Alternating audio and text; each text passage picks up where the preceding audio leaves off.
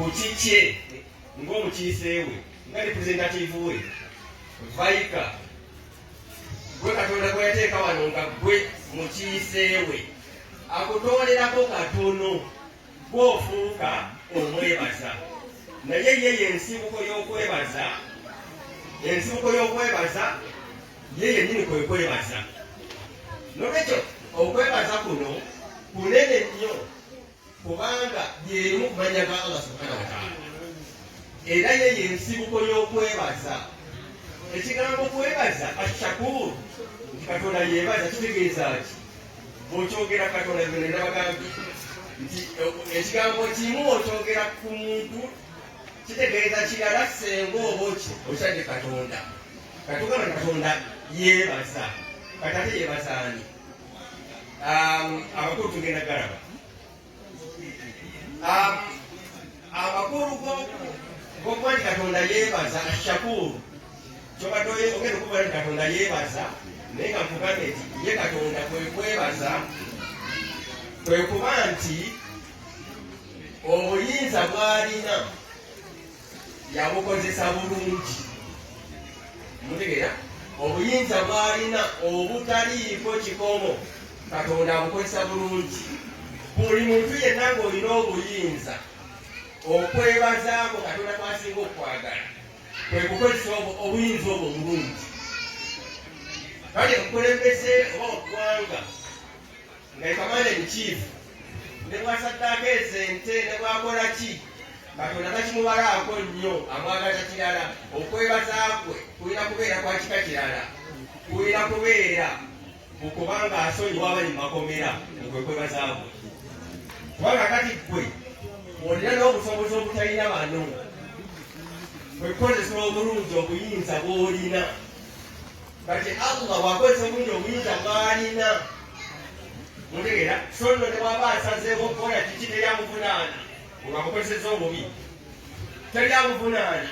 Bwe lwakola ekirungi era nga bwakola ebirungi ekyo kyebayita nti Katonda ashakuru yennyini ekwebaza. Kubanga ki alladhi khalaka fasawwa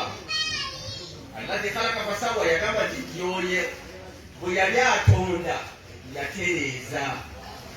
Mutegeera so nno ne bwe yali badde tatereezezza terasobola kumuvunaana, ne bw'atanditereezeza terasobola kumuvunaana. Naye obuyinza obw'ensuso bw'alina yabukozesa bulungi ng'atonda. Alladhi khalaka fasawwa bwe yali atonda yatereeza. Kati olaba ekigambo shakuru nga kyesigamiziddwa ku Katonda okitunuuliriramu buyinza bwe engeri yakabukozesa bubi ago ge makulu gaakyo. So si nti ate naye alinayo bweyebaza nedda. Shakuru nga kiri Katonda kitambulira mu makulu ago. Kuba tasobola ate ye Allah kumukozesa bubi wali nabadde ngereza kukozesa buyinza bw'alina bubi kisooka mustahil. Yagamba mu Qur'ani wama rabbuka bidhallamin lilabid. Mu nnecha ya Katonda talina bwetaavu bujazaamaanya baddu. Kubanga omanyi obujazaamaanyi buba bwetaavu omuntu wajazaamaanya innama yahtaju ila dhulmi dhaif. Anti ayetaaga akozesa obujazaamaanyi aba munafu. Mutegeera omunafu yajazaamaanya naye omuntu obuyinza ne bubaawo nokkiriza oba muleba nakkuba oluyi notomuddiza. Mutegeera oyo ataba ekitiibwa kivaawo naye tukusanga nga ankubi oli nawe n'omuddiza musajja muleba nukagaali nawe n'omuddiza ate awo tetugamba nti oli w'amaanyi oba onafuye ate ono omwinako obusobozi bwa nsusso bugoberanga n'obusobozi obw'ensusso ku muntu kyokomanga n'okubeera n'ekisa. Okuba n'ekisa ekyo ge maanyi agasembayo eri abategeevu. Indal fukama eri abategeevu men of wisdom, abantu abategeevu gwoba ow'amaanyi yasembayo. Oli yaŋŋamba nti Yesu Kristo osinga mwegombako ki? Namugamba Yesu Kristo kyensinga omuleesemu omwegombako kyekigambo kino nti oli wakwanyikanga oluyi ku luba olwa ddyo okyusanga n'obwakono nalwo ababikeko, ekitegeeza togenda kumuddiza. Mutegeera? Togenda kumuddiza kubanga awo bw'oba okubiddwa mu maaso ga Katonda ne mateeka ga poliisi, bw'oba okubiddwa assault, ono bamuwandiikako eri ku poliisi nti yakubye omuntu, naye kati tozaayo awo mwembi nga bawandiika nti balwanye. Mutegeera? Kati balwanye, kakati bwe bawandiika nti bali balwanye nga mwembi babakwata mumuleeta emivuyo. Naye sigala ng'oli mutuufu mu maaso ga Katonda n'eri abategeevu n'eri gano amateeka ag'ensi, bakubandike nga ate neeno nti ekyo kyekigambo kyensinga okwegomba ku Yesu Kristo. Ekyo okuba ekawana gyalibadde ate kivaawo omukube natadde atazza.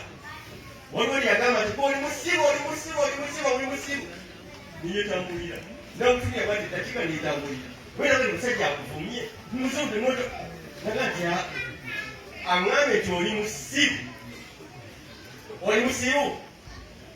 Namugamba nti siri musibu. Akimbuuzizza namugamba siri musibu, nentambula. Kale okulwana kuli kuvaawo awo. Oli musibu siri musibu, mutambula. Ekitawaana nga kikoma awo oba ofuuse omuntu ow'ekitiibwa era ow'amaanyi agasembayo. Emitendera emitendera gy'okwebaza. Emitendera gy'okwebaza nguyiseemu ogumu wali nti annafsul kabiira inda al-maqdira, omwoyo omunene tugulabira mu kiseera nga waliwo obusobozi. Omwoyo omunene tugulabira nga waliwo obusobozi. Singa Allah nnyamba nefunayo akasente nja kuzimba omuzikiti, ebyogera byonna ne tukutwalira awo paka lwozifuna